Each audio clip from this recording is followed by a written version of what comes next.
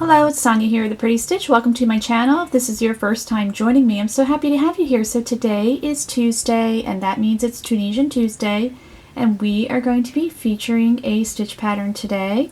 So I am using my H hook or 5mm hook, and as you can see, it's just a regular straight crochet hook. So if you do not have a Tunisian crochet hook and want to learn some Tunisian stitches or just explore Tunisian crochet and you don't want to invest a lot in Tunisian hooks, you can use a regular straight crochet hook to practice some of these stitches.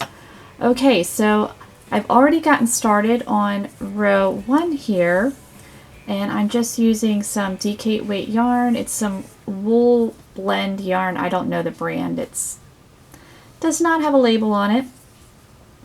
And as you can see, I've already gotten started on row 1, so I'll show you a clip on how to start row 1. And to do this particular stitch pattern, you will need to just chain an even number. So I chained 16. Okay, so row 1 is our setup row in the second chain from our hook. I like to work in the back bump of my chain. I am going to pull up loops. Now you don't have to work in the back bump, that's just my preferred method. And if you've never done Tunisian crochet before, I do have a playlist that goes over the basics plus other stitch pattern tutorials and projects as well. So I'll place that link in the description box if you want to check that out. So Tunisian crochet is always worked in 2 parts. Each row is worked in 2 parts. So we are doing row 1. So the first part of row 1, called the forward pass, we are putting our stitches on our hook. And then the second part of row 1 will be called the return pass, where we will take the stitches off our hook and each part equals 1 row.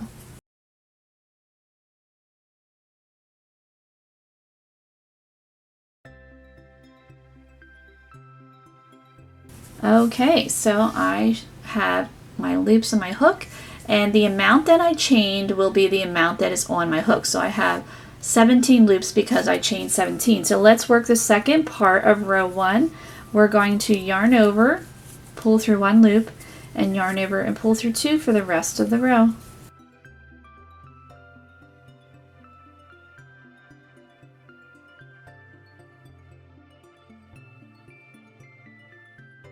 Okay, so there we go. There is row 1. Okay, so we are back. So we're going to get started on row 2, which is part of the repeat. So what we're going to do is we're going to yarn over, we're going to insert our hook in Tunisian simple in the next 2 stitches. So we're working a decrease, and we're going to yarn over and pull up a loop. And we're going to repeat that. So yarn over in the next 2 vertical bars, working Tunisian simple, and pulling up a loop, and we're just repeating all the way across.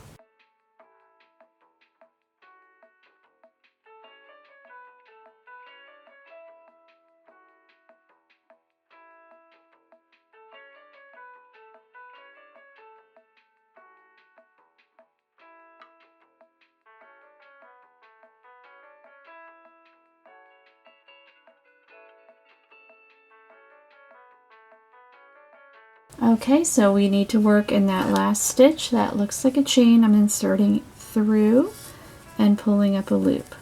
So I should still have 16 loops on my hook because I chained 16. So whatever amount you chained will be the amount you have on your hook.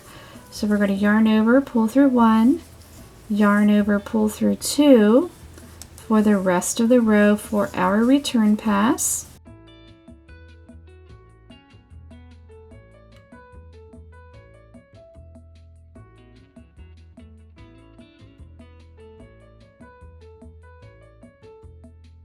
Okay, so there is row 2. So now we're going to start row 3.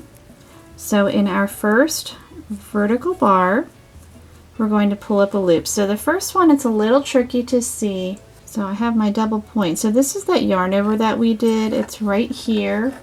If you're having trouble finding it, then you might want to place a stitch marker to help you mark your stitch so that you can find it. So we're inserting our hook in Tunisian simple, yarning over, pulling up our loop.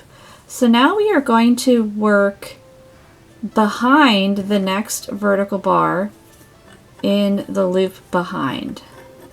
So it's right here is where we're going to insert our hook. So you can kind of see when you have, if you're really looking at the top of it, so I'm just kind of turning it, and you can see all these ridges, these bumps across. So we'll be working in some of them. So the very next bump, so right there, to insert our hook and just pull up a loop. And we're going to be repeating what we just did here. So the next vertical bar, so that yarn over, Tunisian simple, and then in the loop behind the next vertical bar, that bump, pulling up our loop. So we're doing this all the way across.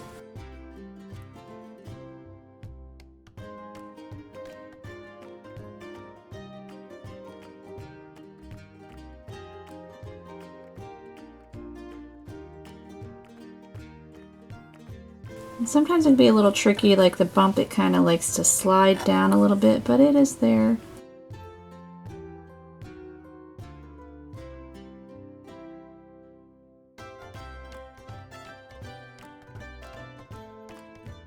You can see I'm just kind of using my finger to put that bump on there. And now we are at the end of our row, working in the stitch, looks like a chain, pulling up our loop. So we should still have 16 loops on our hook, or if you chained a different number, so let's say you chain 10, you will have 10 loops on your hook.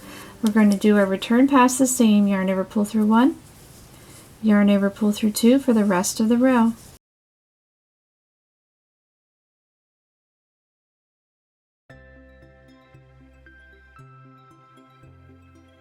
Okay, so now we are going to work row 3, and that is going to be a Tunisian knit row. We're going to do that all the way across. So in our next vertical bar, we're working through. So if you're unfamiliar with knit stitch, I do have that in the playlist. And if you kind of tilt it on its side there, you can see that it looks like a chain. So we work through it to do the knit stitch. So through, pulling up our loop, and it's called the knit stitch because it resembles a Tunisian knitting, or I mean not, this is Tunisian crochet, it resembles an actual knitting stitch. So if you knit with knitting needles and you do the knit stitch, it looks similar.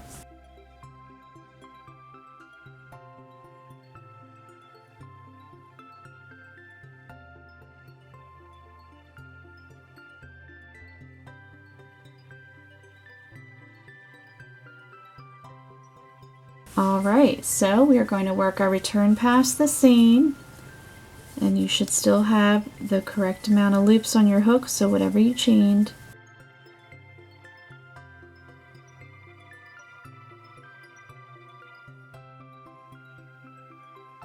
Okay, so what we're going to do is we're going to be repeating rows 2 through 4 for our stitch pattern.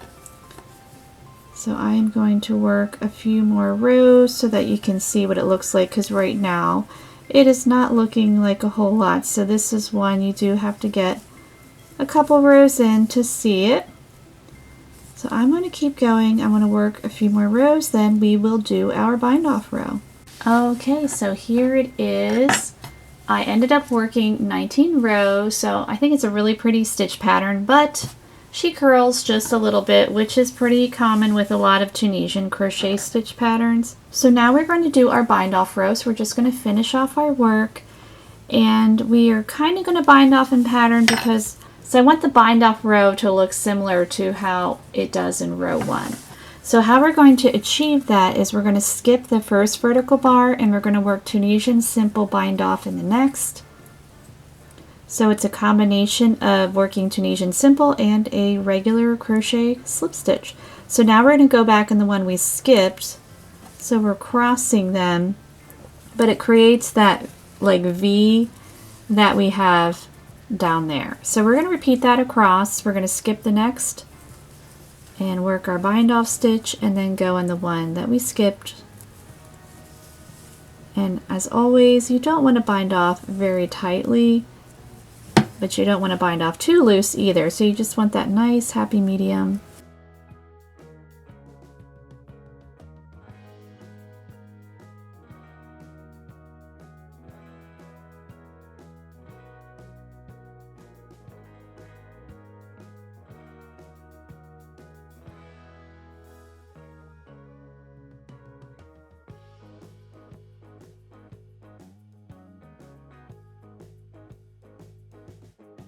And we work in our last stitch, that looks like a chain, and work our bind off. So there we go, and I think it's a really pretty stitch pattern. I do have another swatch that I made. I used worsted weight yarn.